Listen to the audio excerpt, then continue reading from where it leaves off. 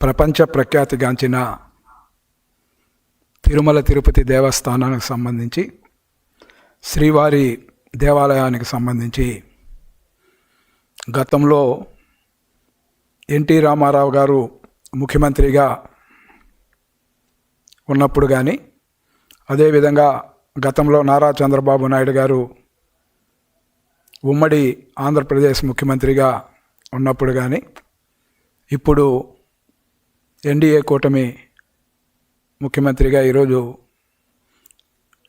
1 సంవత్సరం 4 నెలల కాలంలో తిరుమల తిరుపతి పవిత్రతను కాపాడే విషయంలో కానీ, అదేవిధంగా స్వామివారి ప్రతిష్టను ఇనుమడింపజేసే కార్యక్రమాలు కానీ, సామాన్య భక్తులకు సంబంధించి పెద్దపీట వేసే విషయంలో కానీ, ఏదైతే తెలుగుదేశం పార్టీ మొదటి నుంచి కూడా తిరుమల తిరుపతి దేవస్థానానికి సంబంధించిన టీటీడీ చైర్మన్ల నియామకంలో కూడా ఏదైతే భక్తులు మనోభావాలని గౌరవించే వ్యక్తులు, స్వామివారికి సేవ చేయాలనే దృక్పథం కల వ్యక్తుల్ని, అదేవిధంగా స్వామివారి ప్రతిష్టను ఇనుముడింపజేసే వ్యక్తుల్ని అక్కడ చైర్మన్లుగా నియమిస్తూ రావడం రాష్ట్ర ప్రజలే కాకుండా ఉమ్మడి రాష్ట్రంలో తెలుగు వారందరూ కూడా చూశారు. ప్రపంచవ్యాప్తంగా ఉన్న తెలుగు వారందరికీ తెలుసు.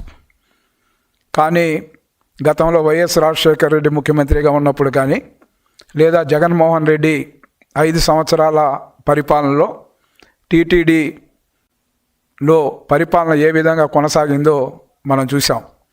సాక్షాత్తు భక్తులు ఏదైతే అన్నదానానికి సంబంధించి అక్కడ అన్నప్రసాదం విషయంలో కోట్లాది మంది భక్తులు, లక్షలాది మంది భక్తులు వస్తున్న అన్నప్రసాదానికి సంబంధించి చూస్తే జగన్మోహన్ రెడ్డి పరిపాలన నేనే స్వయంగా కూడా అక్కడ అన్నదానం ఏ విధంగా జరుగుతుందనే పరిశీలనార్థం నేనే వెళ్ళడం జరిగింది. స్వయంగా ప్రత్యక్ష సాక్షి నేనే. అక్కడికి వెళ్ళినప్పుడు ఆ క్యాంటీన్లో కానీ, అక్కడ వాడుతున్న వస్తువులు కానీ, అక్కడ వాడుతున్న బియ్యం కానీ, తదితర వస్తువులు చూస్తే చాలా నాసిరకంగా, ఎందుకంటే భక్తులకి మెరుగైన భోజన వసతి కల్పించాలనే ధ్యేయంతో అన్నప్రసాదానికి సంబంధించి అన్నదానం అక్కడ జరుగుతూ ఉంటే కోట్లాది రూపాయలు భక్తులు ఇచ్చిన సొమ్ముని ఏ విధంగా దుర్వినియోగం చేశారో, ప్రతిరోజు లక్షలాది మంది యాత్రికులకు పెట్టే భోజనం విషయంలో కూడా ఆనాటి పాలకులు జగన్మోహన్ రెడ్డి కానీ, అదేవిధంగా కరుణాకర్ రెడ్డి కానీ, లేదా ఆడ వైవి సుబ్బారెడ్డి కానీ ఏ విధంగా ప్రవర్తించారో అదొక ఘటన. అదేవిధంగా నేను ఎన్నికల ముందు చెప్పాను, స్వయంగా వెంకటగిరి సభలో ఏదైతే తిరుమలలో అనాదిగా కూడా తిరుమల 4 మాడ వీధుల్లో లడ్డూకు సంబంధించిన గుమగుమలు ఎక్కడికి వెళ్ళాయని ప్రశ్నించాం. ఆ రోజు కూడా కరుణాకర్ రెడ్డి అక్కడ చైర్మన్గా వ్యవహరిస్తూ ఉన్నాడు. ఏనాడు కూడా అక్కడ వచ్చిన విమర్శలకి సమాధానం చెప్పిన దాఖలాలు లేవు. కానీ ఆ రోజు నుంచి ఈ రోజు వరకు కూడా చూస్తే ఈరోజు కరుణాకర్ రెడ్డి ఏ విధంగా నీతులు వల్లిస్తూ ఉన్నాడో మనం చూస్తూ ఉన్నాం. ఏదైతే ఈరోజు స్వామివారి ప్రసాదంలో ఏ విధంగా కల్తీ జరిగిందో దానికి సమాధానం చెప్పే పరిస్థితులు లేవు కరుణాకర్ రెడ్డి దగ్గర. అదేవిధంగా జగన్మోహన్ రెడ్డి ముఖ్యమంత్రిగా ఉన్నంతకాలం తిరుమలలో ఏమి జరిగిందో కొన్ని ఉదాహరణ 2 చెప్పడం జరిగింది. అదేవిధంగా తిరుమలలో భారీ ఎత్తున కూడా ఆడ పెట్టుకునే వ్యాపారం చేసే తట్టల వ్యాపారం పేరుతో ఒక పెద్ద షెడ్ ఒకటి, ఏదైతే పాత కళ్యాణ కట్ట దగ్గర పెద్ద ఒక షెడ్డు, యాత్రికులు ఆడ వర్షం వచ్చినా లేకపోతే అక్కడ సేద తీర్చుకునేదానికి ఒక పెద్ద షెడ్డు నిర్మాణం చేస్తే ఆ షెడ్డు మొత్తం కూడా ఏ విధంగా వాళ్ళ పార్టీకి చెందిన లేకపోతే వాళ్ళ కమిషన్ ఇచ్చిన వ్యక్తులకి ఏ విధంగా ఆడ తట్టలు కేటాయించారో మనం చూసాం. ఈరోజు నీతులు వల్లిస్తున్న చైర్మన్ కరుణాకర్ రెడ్డిని ఆ రోజు ఆయన చైర్మన్గా ఉన్నప్పుడు ఏవైతే టీటీడీకి సంబంధించిన మనం ఒక్కసారి చూస్తే ఆయన పరిపాలనలో ఏదైతే ఈ యొక్క దీనికి సంబంధించి ఒక్కసారి మనం చూస్తే సివిల్ కాంట్రాక్టర్ పేరుతో వాళ్ళ తనయుడు అభినయ్ రెడ్డి ఏ విధంగా ఆ రోజు ఎన్నికల్లో గెలవాలని స్వామివారి సొమ్ము 1600 కోట్ల రూపాయలు సివిల్ వర్కుల పేరుతో ఏ విధంగా దోచుకున్నారో కమిషనర్ కక్కుర్తిపడి ఎన్నికల దీనికి ఖర్చు కోసం స్వామివారి ఖజానాను వాడుకున్నారంటే ఇంతకన్నా స్వామివారి పట్ల వీళ్ళ చిత్తశుద్ధి ఏ పార్టీతో ఆ రోజు అర్థమవడం జరిగింది. ప్రజలందరికీ హిందువుల మనోభావాలను దెబ్బతీసే విధంగా ఆ రోజు ఏ విధంగా ప్రవర్తించారో మనం చూసాం. ఈరోజు చూస్తే ఏ విధంగా ఆ రోజు ఆయన కరుణాకర్ రెడ్డి మాట్లాడుతూ చెప్పారు, మేము తెలుగుదేశం పార్టీ ఎన్టీ రామారావు పరిపాలనలో కానీ నారా చంద్రబాబు నాయుడు గారి పరిపాలనలో కానీ భక్తి భావాలు ఉన్న వ్యక్తుల్ని, ఏదైతే దేవునికి సేవ చేయాలనే వ్యక్తుల్ని అక్కడ టీటీడీ చైర్మన్లుగా నియామకం చేశాం. అదే జగన్మోహన్ రెడ్డి కానీ ఏదైతే గతంలో వైఎస్ రాజశేఖర రెడ్డి కానీ ఎలాంటి వ్యక్తుల్ని అక్కడ చైర్మన్గా నియమించారో మనం చూసాం. కరుణాకర్ రెడ్డి అప్పుడు చైర్మన్గా వ్యవహరించిన తీరు మనం ఒకసారి చూస్తే ఏదైతే ఆయన ఒక దీనికి సంబంధించిన టీవీల కుంభకోణం, అదేవిధంగా తాలిబొట్లు రూపంలో కుంభకోణం, అభిషేకం టికెట్లలో కుంభకోణం, తలనీలాలకు సంబంధించి కూడా కుంభకోణాలు జరగడం, స్వామివారి డాలర్లు కూడా మాయమయ్యాయని ఆ రోజు మనం ఎన్నో విమర్శలని ఆ రోజు చూసాం స్వామివారి సన్నిధిలో. ఈ విధంగా చెప్పుకుంటూ పోతే ఇంకా వైవి సుబ్బారెడ్డి చైర్మన్గా ఉన్నప్పుడు చూస్తే మొత్తం కూడా ఆయన ఉన్నంత కాలం దేశ విదేశాల్లో ఉండే ఏదైతే వ్యాపార సంస్థలు ఉన్నాయా లేదా ఆ విదేశాలకు సంబంధించి ఎవరైతే ఉన్నారో వాళ్ళందరికీ కూడా ఏ విధంగా వ్యాపార దృక్పథంతో వైవి సుబ్బారెడ్డి కానీ కరుణాకర్ రెడ్డి కానీ స్వామివారి యొక్క ప్రతిష్టను ఏ విధంగా దిగజార్చారో మనం చూసాం. ఏదైతే ఆ యొక్క దర్శన టికెట్ల విషయంలో కూడా ఎంత భారీ ఎత్తున కోట్ల రూపాయలు దండుకునే కార్యక్రమానికి వాళ్ళు శ్రీకారం చుట్టి ఈరోజు తగుదునమ్మా అని చెప్పి టీటీడీ చైర్మన్ బిఆర్ నాయుడు గారి పైన, ముఖ్యమంత్రి చంద్రబాబు నాయుడు గారి పైన అవాకులు చవాకులు పేలడం కరెక్ట్ కాదని కూడా ఈ సందర్భంగా కూడా తెలియజేస్తూ ఈరోజు బిఆర్ నాయుడు గారికి సంబంధించి చూస్తే ఒక మంచి వ్యక్తిగా, ఒక ఛానల్ అధినేతగా ఉంటూ ఆయన ఏ విధంగా ఈరోజు కొనసాగిస్తూ ఉండేది. 50 టికెట్లు కూడా 5,000 టికెట్లు ఆ రోజు కరుణాకర్ రెడ్డి విఐపి టికెట్లు ఆ రోజు ఇచ్చేస్తే ఈరోజు మా చైర్మన్కి సంబంధించి టీటీడీ చైర్మన్ బిఆర్ నాయుడు గారు 50 టికెట్లు 100 టికెట్లు లోపే ఇస్తూ ఉన్నారు. అది ఎవరైతే అర్హులు ఉన్నారో వాళ్ళకి ఇస్తూ. కానీ గతంలో ఏమైంది, భారీ ఎత్తున కూడా ఈరోజు అక్రమాలకు పాల్పడి ఆ రోజు ఏ విధంగా తిరుమల తిరుపతి ప్రతిష్టను నాశనం చేశారో ఒక్కసారి హిందువులు కావచ్చు, శ్రీవారి భక్తులు కావచ్చు, ప్రతి ఒక్కరికి తెలుసు. ఈరోజు తగుదునమ్మ అని ఏదైతే 2వ సత్రం ఒకటి ఉంది తిరుపతిలో, అక్కడున్న స్థానికులకు తెలుసు, అనాదిగా కూడా ఆ సత్రాల్లో దిగే భక్తులకు తెలుసు. సుమారు 2-2.5 అడుగు వెడల్పుతో పెద్ద పెద్ద గోడల నిర్మాణం ఆ కాలంలో నిర్మించిన 2వ సత్రాన్ని ఆయన రాజకీయ లబ్ధి కోసం కోట్ల రూపాయల యొక్క కమిషన్ కక్కుర్తిపడి ఆ 2వ సత్రాన్ని మొత్తం కూడా ధ్వంసం చేసి ఎన్నికల ముందు హడావుడిగా కూడా ఆ కట్టడాలన్నీ కూడా కూల్చివేసి ఏ విధంగా వర్కులు జరిపించారో అందరూ కూడా చూశారు. ఇలాంటి వ్యక్తులు ఈరోజు తెలుగుదేశం పార్టీని కానీ అక్కడున్న మా చైర్మన్ కానీ విమర్శించడం వాళ్ళకి నైతిక హక్కు లేదని కూడా ఈ సందర్భంగా కూడా తెలియజేస్తూ, గతంలో మీరు చూశారు ఈరోజు ఏదైతే బిఆర్ నాయుడు గారు ఆయన పైన వస్తున్న సాక్షిలో వస్తున్న కథనాలపైన ఆయన దీనికి సంబంధించి చేస్తే ఈరోజు కోర్టులో ఆయన జగన్ పైన, అదేవిధంగా సాక్షి టీవీ పైన కూడా పరువు నష్ట దావా వేస్తే దానిపైన అవాకులు చవాకులు పేలడం. ఈరోజు కరుణాకర్ రెడ్డి గారు నీతులు వల్లిస్తూ ఉన్నారు. ఏదైతే పింక్ డైమండ్ అని చెప్పి గతంలో జగన్మోహన్ రెడ్డి కానీ వాళ్ళు అందరూ కూడా ఏ విధంగా శ్రీవారి దగ్గర ఉండే పింక్ డైమండ్ మాయమైపోయిందని చెప్పి ఎన్నికల కోసం, ఓట్ల కోసం ఏ విధంగా స్వామివారి ప్రతిష్టను దిగజార్చే విధంగా ఆ రోజు అసత్య ఆరోపణలు చేసి ఎన్నికల్లో గెలుపొందారో మనం చూసాం. అప్పుడే టీటీడీ కూడా ఆ యొక్క వారిపైన కూడా కోర్టులో డబ్బు ఖర్చు పెట్టి దానిపైన కూడా ఈ యొక్క దీనికి సంబంధించిన పరువు నష్ట దావాన్ని వేస్తే దాన్ని జగన్మోహన్ రెడ్డి ముఖ్యమంత్రి అయిన వెంటనే కూడా దాన్ని ఉపసంహరించుకోవడం మనం చూసాం. ఈ విధంగా స్వామివారి ప్రతిష్టను ఇనుముడించే ఎన్నో కార్యక్రమాలు తెలుగుదేశం పార్టీ ఎన్టీ రామారావు చంద్రబాబు నాయుడు గారి పరిపాలనలో టీటీడీలో జరిగితే టీటీడీని ఏ విధంగా భ్రష్టు పట్టించారనేది ఈ యొక్క కథనాలన్నీ చూస్తే ఈరోజు ఏదైతే ఈ యొక్క టీటీడీ విషయమే కాకుండా తిరుపతి విషయంలో తిరుపతిలో మా నాయకుడు చంద్రబాబు నాయుడు గారు ఎప్పుడు కానీ ఏ ఎన్నికలు కూడా సక్రమంగా ప్రజాస్వామ్యబద్ధంగానే నిర్వహించాం. అటు ఎన్టీ రామారావు గారి పరిపాలనలో కానీ చంద్రబాబు నాయుడు గారి పరిపాలనలో. అదే వైఎస్ జగన్మోహన్ రెడ్డి పరిపాలనలో తిరుమల శ్రీవారి పాదాల చెంత ప్రజాస్వామ్యాన్ని అపహాస్యం చేసింది మీరు కాదా? సమాధానం చెప్పని అడుగుతాను. ఏదైతే ఎంపీ ఎలక్షన్లో ఫేక్ ఐడి కార్డులు సృష్టించిన ఘనత ఏదైతే కరుణాకర్ రెడ్డి, అభినయ్ రెడ్డిది కాదా అని ఈ సందర్భంగా కూడా ప్రశ్నిస్తాను. అదేవిధంగా నగరపాలక సంస్థ ఎన్నికల్లో గతంలో ఎప్పుడూ ఎన్నడూ లేని విధంగా తిరుపతి చరిత్రలోనే ఏకగ్రీవం అనేది స్థానిక సంస్థల ఎన్నికలు మున్సిపాలిటీలో కానీ కార్పొరేషన్ అయినా కానీ జరగల.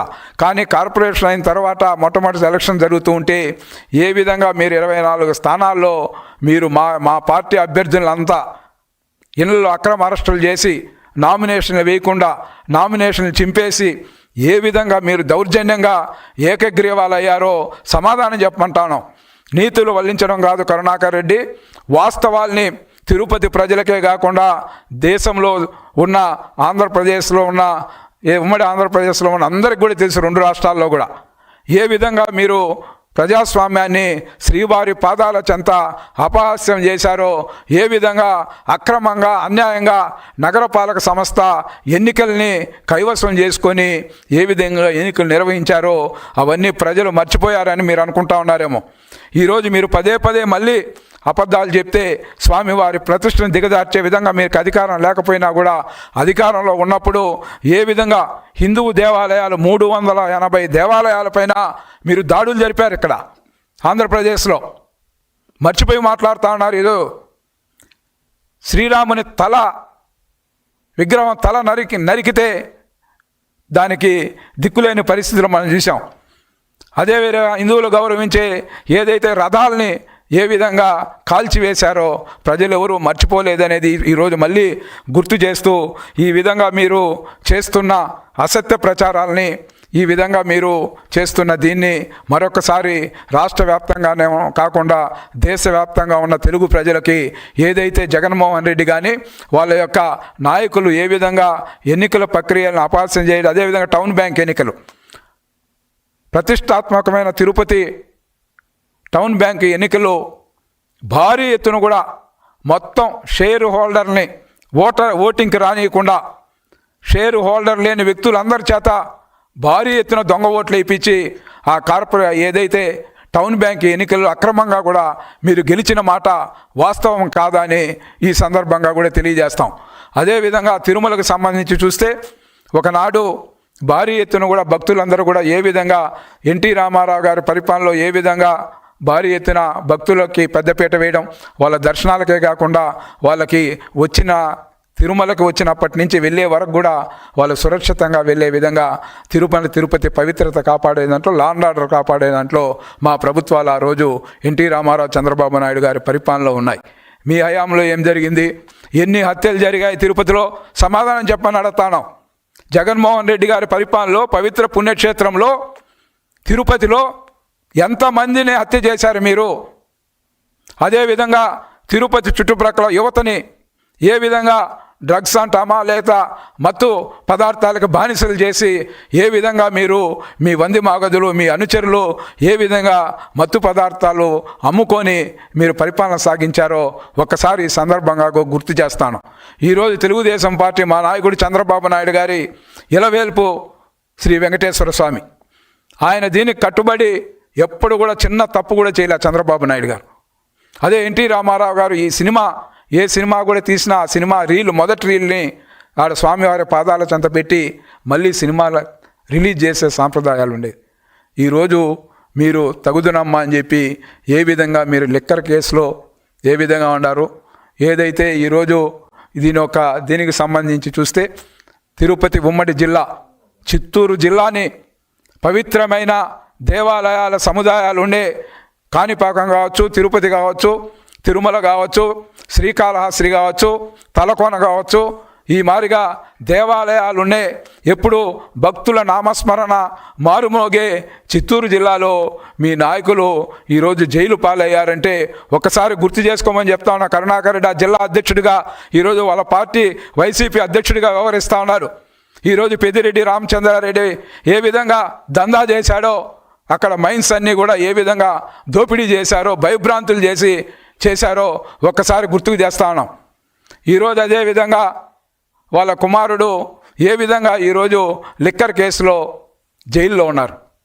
అదేవిధంగా ఏదైతే జగన్మోహన్ రెడ్డికి అతి సన్నిహితంగా వ్యవహరించిన చంద్రగిరి ఎమ్మెల్యేగా పనిచేసిన చెవిరెడ్డి భాస్కర్ రెడ్డి ఈరోజు లిక్కర్ కేసులో అరెస్ట్ అవడమే కాక తిరుపతి అర్బన్ డెవలప్మెంట్ అథారిటీ తుడాకు సంబంధించిన కోట్లాది రూపాయలు ఏ విధంగా దుర్వినియోగం చేశారు అవి కూడా అన్నీ బయట వస్తూ ఉన్నాయి. కుర్చీలు వేసుకునే దీనికి 22 కోట్లు ఖర్చు పెట్టినారంటే ఏం చెప్పాలి? తిరుపతి అర్బన్ డెవలప్మెంట్ అథారిటీకి సంబంధించి ఒకసారి చూస్తే ఏదైతే 320 కోట్ల రూపాయలని ఆస్తులు అమ్మి ఏ విధంగా దిగమింగారో సమాధానం చెప్పు. నువ్వు రోజు ఏవంటే ఇవి మాట్లాడడం కాదు. తిరుపతి అర్బన్ డెవలప్మెంట్ జరిగిన అక్రమాలు, రాష్ట్ర వ్యాప్తంగా జరిగిన అక్రమాలకి జగన్మోహన్ రెడ్డిని సమాధానం చెప్పని ఈరోజు నిలదీస్తూ ఉన్నాం. ఈ విధంగా రాష్ట్ర ప్రజలకు, రాష్ట్ర ఖజానాకు రావాల్సిన సొమ్ముని మీ సొంత జోబులు నింపుకొని ఈరోజు ఏ విధంగా మీరు మాట్లాడుతూ ఉన్నారో ప్రజలందరూ కూడా విస్తుపోతూ ఉన్నారు. ఈరోజు టీడీఆర్ బాండ్ల రూపంలో ప్రధాన నగరాల్లో టీడీఆర్ బాండ్ల రూపంగా నేను కూడా తిరుపతి అర్బన్ డెవలప్మెంట్ అథారిటీ చైర్మన్గా ఉన్నప్పుడు మాస్టర్ ప్లాన్ డిజైన్ చేశాం. మాస్టర్ ప్లాన్ డిజైన్ చేస్తే ఎక్కడ కూడా మా నాయకుడు నారా చంద్రబాబు నాయుడు గారి ఆదేశాలు ఎలా ఉంటాయో, మా నారా చంద్రబాబు నాయుడు గారి యొక్క లక్ష్మణ రేఖ గీత దాటకుండా మాస్టర్ ప్లాన్ రోడ్లన్నీ కూడా మేము మాస్టర్ ప్లాన్లో పొందుపరిస్తే మీ గవర్నమెంట్ వస్తానే ఏ విధంగా మాస్టర్ ప్లాన్ పేరుతో, రోడ్ల పేరుతో, టీడీఆర్ బాండ్ల పేరుతో కోట్లాది రూపాయలు దోచుకొని అవన్నీ కూడా ఇప్పుడు వెలుగులోకి వస్తూ ఉన్నాయి. వాటన్నిటిపైన ఎంక్వైరీ పూర్తి అవుతుంది. ఈరోజు మీరు మాట్లాడే నీతి వాక్యాలు దొంగ అని పరిగెత్తాడంట గతంలో ఎవరు చెప్తూ ఉంటారు. ఆ విధంగా దొంగలు ఇప్పుడు కొంతమంది జైల్లో ఉన్నారు, మిగతా దొంగలు ఎగిరెగిరి పడుతూ ఉన్నారు. కాబట్టి తెలుగుదేశం పార్టీ తిరుపతి పవిత్రత కాపాడే దాంట్లో కానీ, తిరుపతికి సంబంధించిన ఏ కార్యక్రమం చేసినా తెలుగుదేశం పార్టీ ఎన్టీ రామారావు, చంద్రబాబు నాయుడు గారి పరిపాలనలోనే తిరుమల తిరుపతి అభివృద్ధి జరిగిందనేది భక్తులందరికీ తెలుసు. శ్రీవారి యొక్క భక్తులకు సంబంధించి ఎవరు చూసినా కూడా బ్రహ్మోత్సవాలకు సంబంధించి గతంలో మీరు ఏ విధంగా అమ్ముకున్నారో అందరూ చూశారు. అదే తెలుగుదేశం పార్టీ అధికారంలోకి వచ్చిన తర్వాత బ్రహ్మోత్సవాలను ఏ విధంగా నిర్వహించామో ప్రజలందరూ కూడా లక్షలాది మంది ఆ రోజు వస్తారు. వాళ్ళ యొక్క భద్రతే లక్ష్యంగా కాకుండా వాళ్ళని ఏ విధంగా స్వామివారి దర్శనాన్ని ఎక్కువ మందికి కల్పించే విధంగా నిర్ణయాలు తీసుకొని ముందుకెళ్తున్నాం. మేమున్నప్పుడు ఎన్టీ రామారావు కానీ, చంద్రబాబు నాయుడు గారు ఉన్నప్పుడు అక్కడ అధికారులను కూడా ఒక ఈఓని నియమించిన, ఒక జేఈఓని నియమించిన, ఒక పద్ధతిగా స్వామివారి ప్రతిష్టను ఇనుముడింపజేసే వ్యక్తుల్ని అక్కడ టీటీడీ అధికారులుగా, ఈఓలుగా కానీ, జేఈఓలుగా కానీ, ఇప్పుడున్న అడిషనల్ ఈఓ కానీ ఈ విధంగా చూసి మంచి వ్యక్తుల్ని అక్కడ పోస్టింగ్ ఇచ్చి స్వామివారి ప్రతిష్ట మరింత ఇనుముడింపజేసే కార్యక్రమాలు తెలుగుదేశం పార్టీ చేపడితే దోపిడీదారుల్ని, దొంగల్ని, నీ సమీప బంధువుల్ని టీటీడీలో అధికారులుగా, చైర్మన్లుగా పెట్టుకొని స్వామివారికి 7 కొండలు కాదు 2 కొండలు చాలన్న చరిత్ర మీది. స్వామివారి ప్రతిష్టను ఇనుముడింపజేసే చరిత్ర తెలుగుదేశం పార్టీ సొంతమని కూడా ఈ సందర్భంగా కూడా తెలియజేస్తూ, మీరు ఏ అక్రమాలకి తిరుమల తిరుపతిలో పాల్పడ్డారో వాటన్నిటిపైన త్వరలోనే కూడా చర్యలు ఉంటాయి. అందుకనే మీరు భయపడి ఏదో కార్యక్రమాలు ఏదో చేస్తూ ప్రజల ముందుకెళ్ళి నాటకాలు, వీధి నాటకాలు ఆడితే నమ్మే పరిస్థితులు లేరు. వైసీపీలో ఎవరైతే అక్రమాలకు పాల్పడ్డారో, ఎవరైతే అవినీతికి పాల్పడ్డారో, ఎవరైతే ప్రజా ఖజానాకు రావాల్సిన, ప్రభుత్వ ఖజానాకు రావాల్సిన సొమ్ముని లూటీ చేసి సొంత జోబుల్ని నింపుకున్నారో వాళ్ళందరూ కూడా పూర్తి స్థాయిలో అందరిపైన కూడా మీ మారిగా కక్షలతో అరెస్టులు చేయం. మీ విధంగా రాజకీయ కక్షలతో పెద్ద పెద్ద భవనాల్ని కూల్చే పని మేము చేయం. నిర్మాణానికి మా నాయకుడు ఇప్పుడు ఈరోజు చూస్తే, ఈరోజు క్యాబినెట్లో కూడా తీసుకున్న నిర్ణయాలు చూస్తే ఈ రాష్ట్ర యువతకు ఉద్యోగ అవకాశాలు కానీ ఈ రాష్ట్ర భవిష్యత్తుకు ఏ విధంగా అమరావతి నిర్మాణం పూర్తి చేసుకోవాలి, ఏ విధంగా ఈ రాష్ట్రంలో ఇచ్చిన హామీలన్నీ కూడా మొన్ననే మనం చూసాం.